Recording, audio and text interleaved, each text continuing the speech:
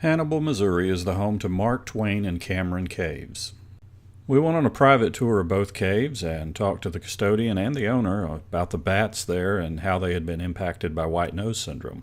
Unfortunately, on this visit, we didn't find any actual bats roosting in the caves, but we did learn a great deal, and here's some footage from that visit.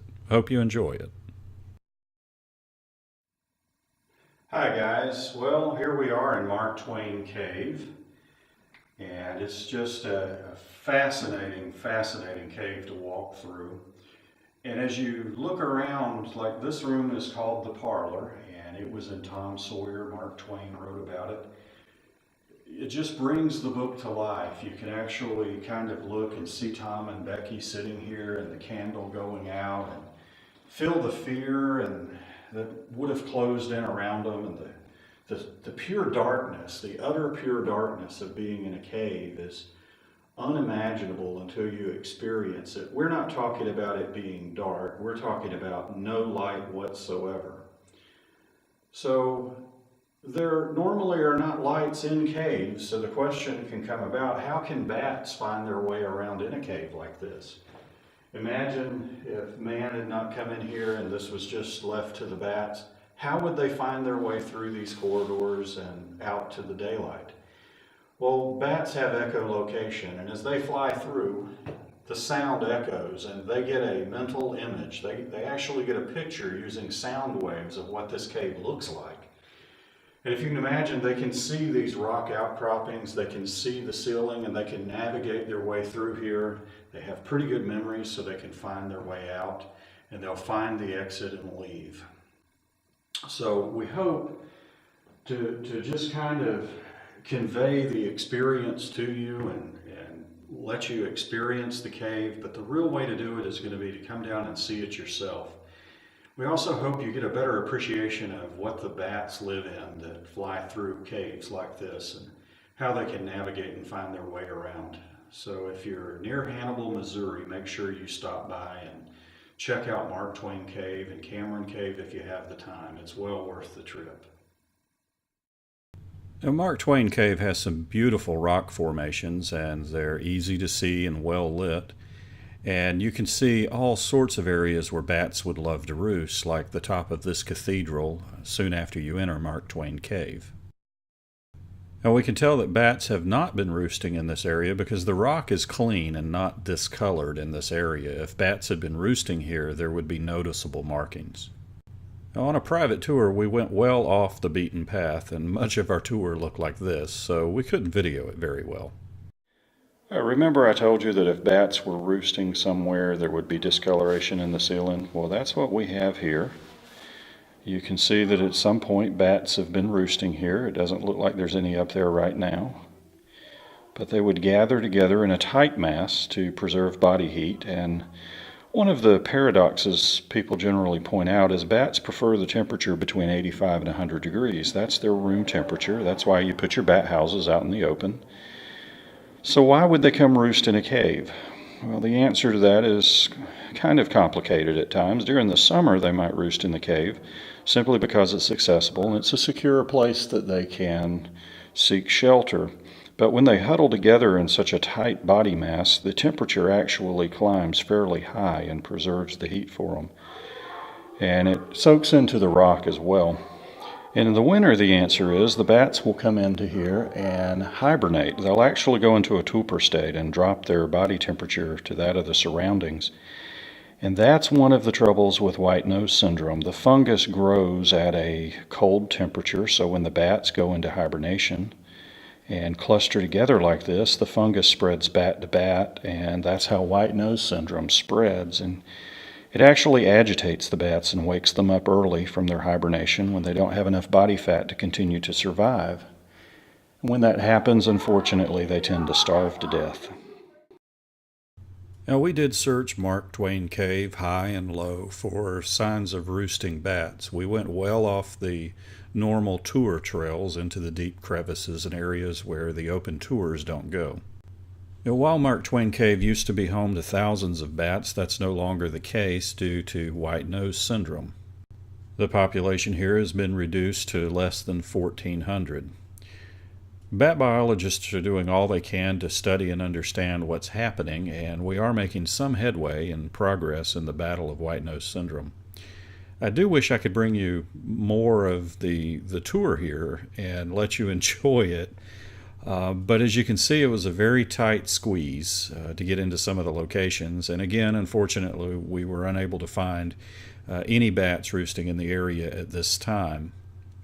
Now that didn't stop us from looking, and our very enthusiastic host Bernie that took us through the cave here is actually pointing out Jesse James's signature, dated September 27th, 1879.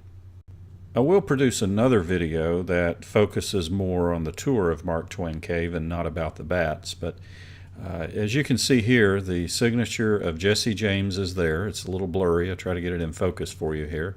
Very, very difficult getting the camera equipment to work with virtually no light. There we go. And I can't help but to wonder what bats were around when Jesse James stood here in 1879 and signed the wall in this cave. Now we continued down several corridors looking for roosting bats. We actually had someone who was in here a week or two earlier that said they had actually discovered a bat perching in a specific place on a ledge. We went back to that hoping to maybe find bats or at least one bat there, but unfortunately we didn't see any. We did continue to find more signatures though, some of them old and some of them more contemporary for whatever reason. Scattered out throughout the cave system. Now, if you do visit Mark Twain Cave or Cameron Cave and think to yourself you would like to sign and leave a memento, it should be noted that now it is a $10,000 fine for signing or defacing or disturbing the cave wall in any way. So if it's worth $10,000 to you to sign the wall, I suppose you can go ahead and do it. Otherwise, I didn't happen to have that kind of cash on me, so I decided I would just look and not sign anything. Now, we did go quite deep in the cave looking for bats and signs of bats, and we did find signs of bats that had been in there roosting, but unfortunately no live bats at this time. With it being summer in this particular cave, that wasn't much of a surprise. Mark Twain Cave is the colony that's here really prefers to roost and hibernate in it in the winter, not really use it as a roost during the summer. But we had hoped, and we did look, but didn't find any, unfortunately. And we continue to look for bats in the cave. I'll just let the footage run, and I really want to thank the owner of Mark Twain Cave. I know it's a commercial cave, but they've really gone to great lengths to help protect the bats and give access to researchers to the bats that are there. As a result, the colony is slowly recovering. Like I said, it's still less than 1,400 in Mark Twain Cave itself, but the colony there does seem to be getting a little bit healthier, less impact from white-nose syndrome.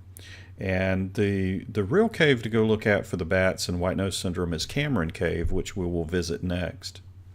Now again, I will add more footage of Mark Twain Cave. I'll do a video specific to the tour that doesn't involve bats specifically, but just talks about the cave itself. Now, before I did leave, I did get to go one place that was very interesting. And it's called the Hidden Spring. I can hear it back there.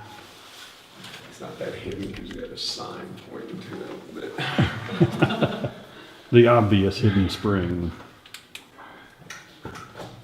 feel free to touch it. You're not going to hurt anything. But that is absolutely gorgeous back there. Let's see if I can do I can it hand you with the the camera to you if you Yeah, want if me you to would. get up there. That way you don't have to worry about it. Got it? Yep. All right, we're going down a secret passage here. A secret passage with a sign on it. In Mark Twain Cave.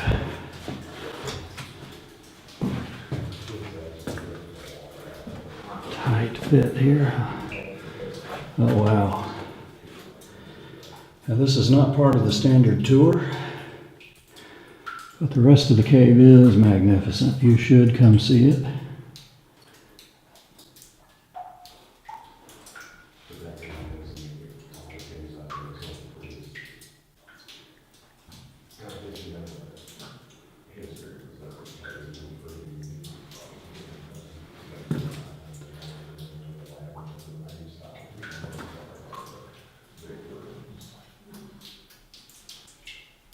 Now, I didn't want to narrate over this too much and let you enjoy the ambience, the silence, the dripping, the sounds, but this is kind of eerie in the dark and in low light. These look like creatures protruding out of the cave wall. I'm humbled that they allowed us to go on a private tour and see these things. I hope you've enjoyed it. I hope you've enjoyed the video, and look for more videos to come. We do have a lot of footage I can mix up in the upcoming videos.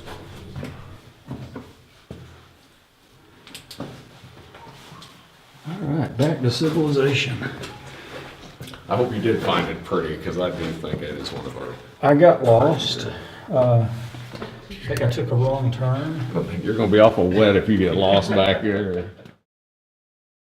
And if you do visit Mark Twain Cave, be sure to visit the gift shop before you leave. Well, we really enjoyed our visit to Hannibal, Missouri, and our visit to Mark Twain and Cameron Caves. Be sure to subscribe so that you don't miss any of our future videos, and we do hope that you enjoyed this one.